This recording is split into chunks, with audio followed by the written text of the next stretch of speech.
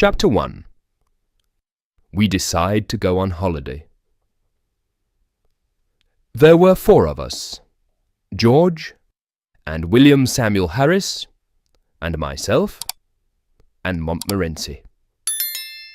We were sitting in my room, and we were smoking, and talking about how bad we were. Ill, I mean, of course. We were all feeling in poor health, and we were getting quite worried about it. Harris said that he felt really bad sometimes, and he did not know what he was doing.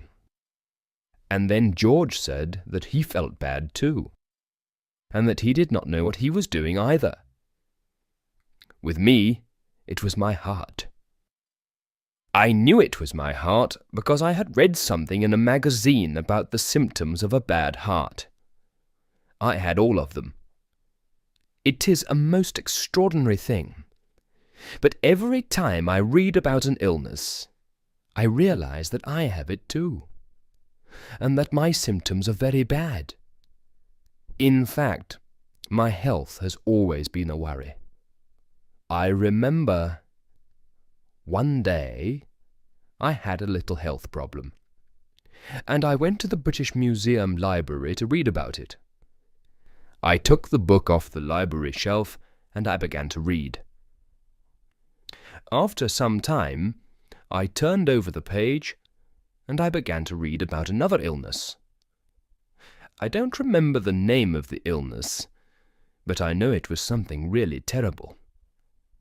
I read about half a page, and then I knew that I had that disease too. I sat there for a time, cold with horror.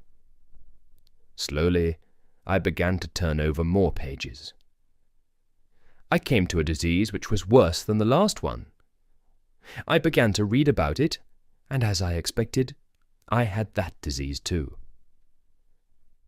Then I began to get really interested in myself, so I went back to the beginning of the book.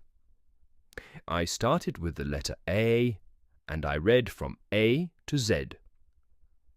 I found that there was only one disease which I did not have.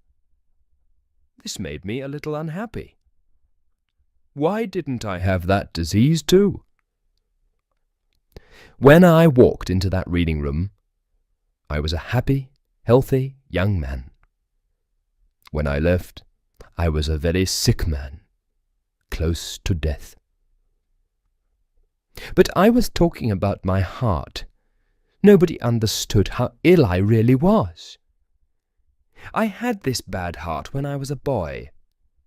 It was with me all the time.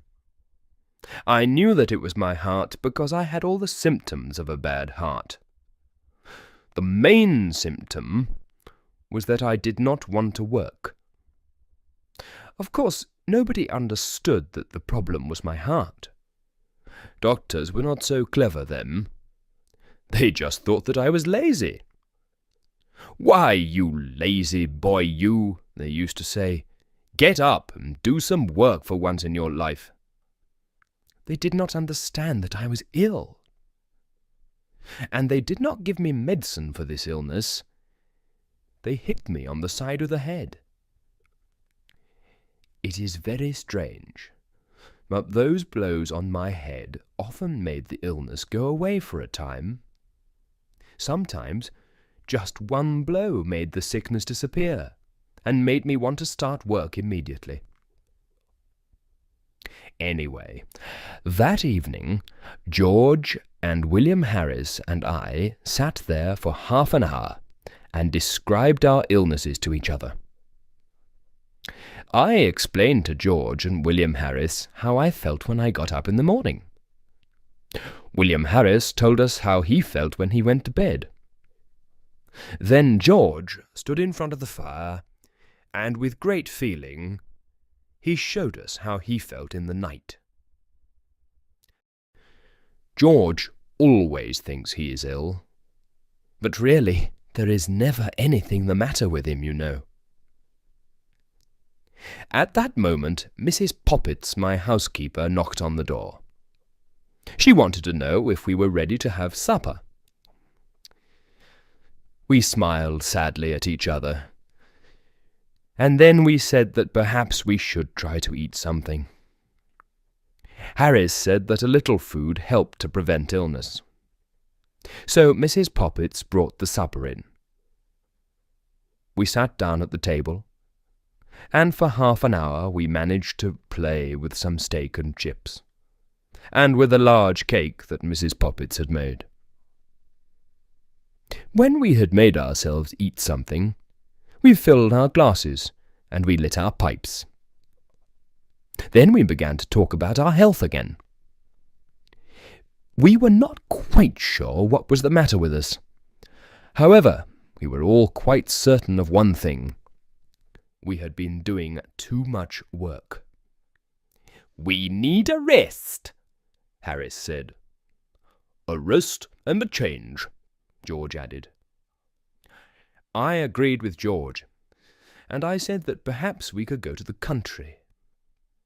We could find a nice, quiet place, and we could sit in the warm summer sun. We could go somewhere peaceful, far away from other people. Harris said that he thought that would be awful. He added that he had been to a place like that once. Everyone went to bed at 8 o'clock, and he had to walk for an hour to buy cigarettes and a newspaper. "No," Harris said. "If you want a rest and a change, then the sea is best." I said that this was a terrible idea. A sea trip is fine if you are going for a month or two, but not for a week. I know what it is like.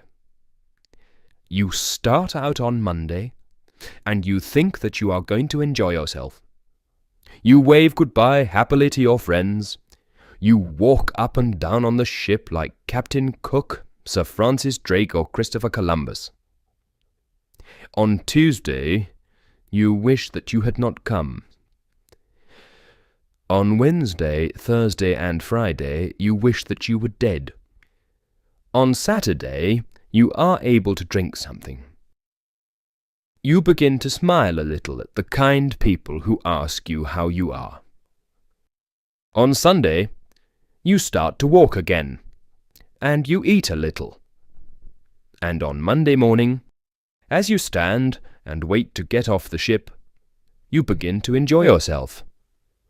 I remember that a friend of mine once took a short sea trip from London to Liverpool for his health. He bought a return ticket, but when he got to Liverpool, he sold it, and he came back by train.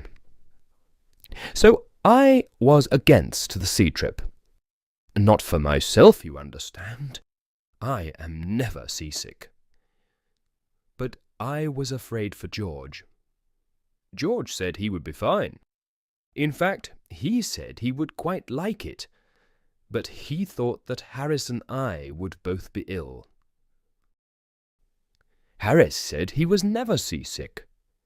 In fact, he had often tried to be ill, but he had not succeeded. It is very strange, but when you are on land, you never meet anybody who has ever been seasick. So George said, "Well, let's go up the river then." He added, "We'll have fresh air on the river. The hard work on the boat will make us hungry, so we'll enjoy our food. We'll sleep well too." Harris replied, "Well, you never have any trouble sleeping anyway. In fact, you're always going to sleep." But in the end, Harris agreed that it was a good idea. I thought that it was a good idea too. The only one who did not like the idea was Montmorency. "It's different for me," his face said. "You like it, but I don't. There's nothing for me to do. I don't smoke. I don't like looking at the trees and the flowers.